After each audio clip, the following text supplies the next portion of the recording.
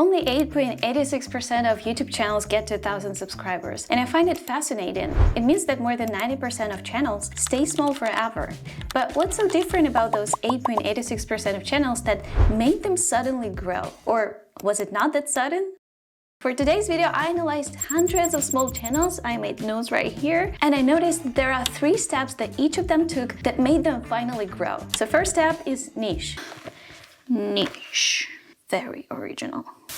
You've probably heard how everybody around is telling you to pick a niche, but this is so hard, isn't it? I noticed that most of these channels were able to find the right niche by doing 2 things. First, they explored their interests in their content, and second, they studied what works. Honestly, I think it's totally normal to explore a few things before you actually decide to stop on a certain niche. I did the same. 5 years ago, I posted my first video on YouTube about bullet journaling because I saw it performed well for others, so I decided to repeat the topic. Now, my second video was about zero waste unpacking. You see, completely different topic. So my third video was 13 things I don't buy. I saw it's working and I made my own version. The fourth video was pack a backpack with me. Again, my interest plus what works. This self-exploration lasted for about 20 videos. Now my clients come to me to accelerate the journey so that it doesn't take 20 videos for them to find their niche. For example, Sadie. She's been in a 100-view gel for years, and that's because she only did the first part. She experimented with her own interests. But what I did was the second part. I paired her genuine interest and expertise in AI with what's working in AI niche right now, which was tool reviews and not enough creators explaining difficult terms as if it was explained to a 5-year-old. Then with the very first video we made 53,000 subscribers.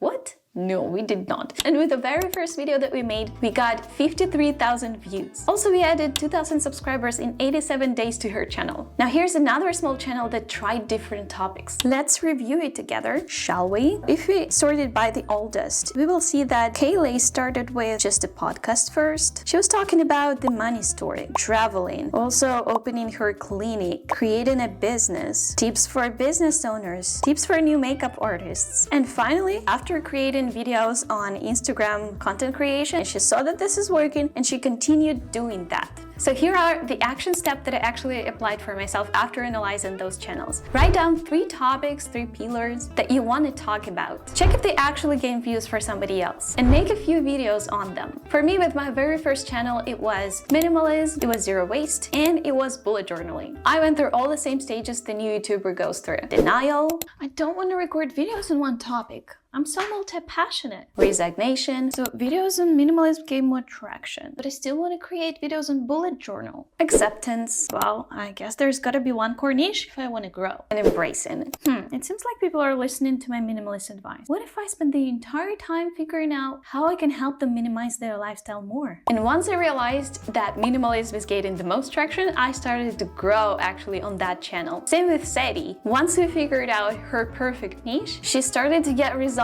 like these. But to be completely honest with you, there was something else that we did with Sadie that accelerated her growth. And this is differentiate.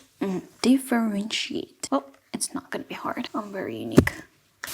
I gotta confess, I am now stuck very much in research mode and not enough in creativity mode. It's like crack addiction. You need that dose of outliers that you repeat after because you got so high from the results that it brought you last time. But 99% of small channels that I studied that grew found a way to add something unique to their niche. So here are interesting ways to differentiate that I found. First one is the most obvious one, which is an aesthetic, a unique style. For example, this channel didn't have a certain style for a while, but once he started to implement this black background, his face that's very similar from video to video, and big text on those thumbnails, his channel started to perform better. It's interesting also to see here how the black background on the thumbnails had quite good views, but once he changed the background into the blue one, you see that suddenly views dropped. Now, of course, it's not the only reason probably that this particular video had a dip, but I do think that the style that you have in your thumbnails and your editing, they do contribute to gaining the momentum that your channel might have. You obviously know Daya. She managed to differentiate herself with a unique presentation Asian style editing, which I really like. Also, she has the same style of all the thumbnails that she's got, and this definitely contributed to that differentiator that made her grow. Because I used my videos to test different video editors that I wanted to hire for my agency, that led to all the videos being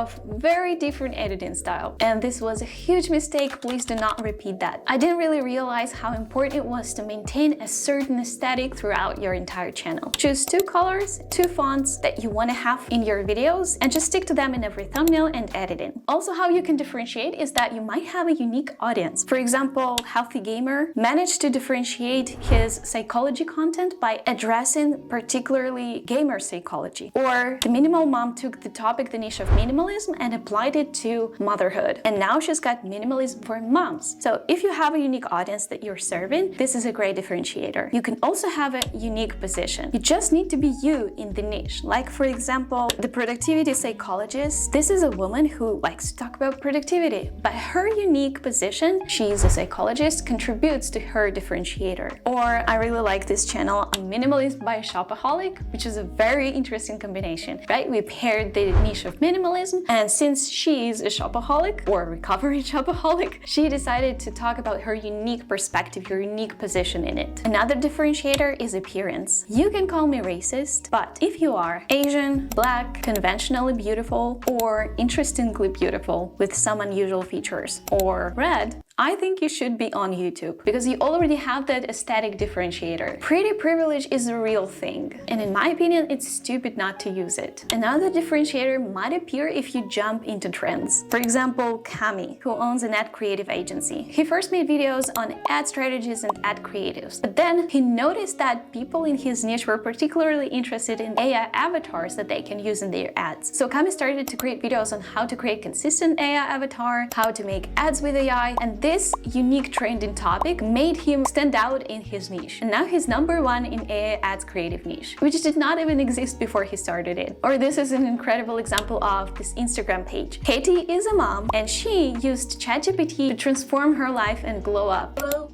it's me. I'm building my dream life with the help of ChatGPT.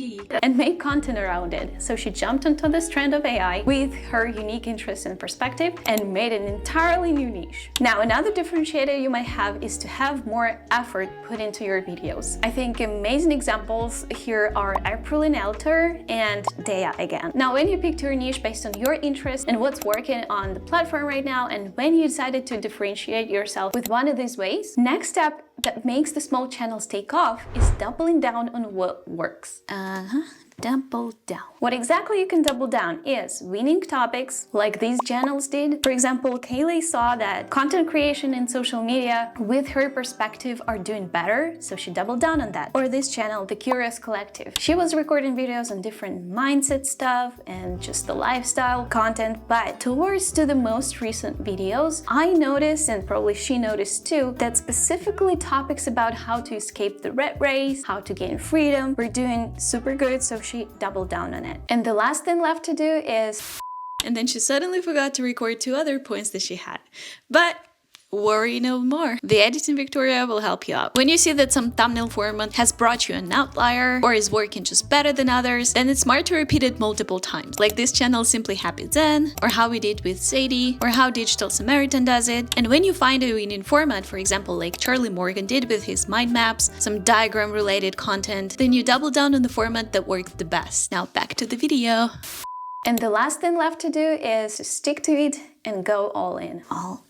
In spring last year, I decided to actively grow my YouTube agency. I hired a coach, I started to get more clients, I hired more, and I optimized processes. And it worked until it didn't. I went from managing around 2 to 3 clients to over 10. I got bombarded by referrals. But while my clients' channels grew, mine didn't. I got so busy focusing on growing other businesses that I honestly neglected my own brand in many ways. You know, I thought to myself, I'm not an influencer. I have no business doing social media. But that's exactly when I got stuck. Endless operations tasks and no time to market myself. I traded long-term personal branding for short-term money. It had its fruit, but I don't want another year to pass by without me actually putting more effort into my personal brand. I'd hate myself in a few years if I stay at this exact point. So, wait, what time is it?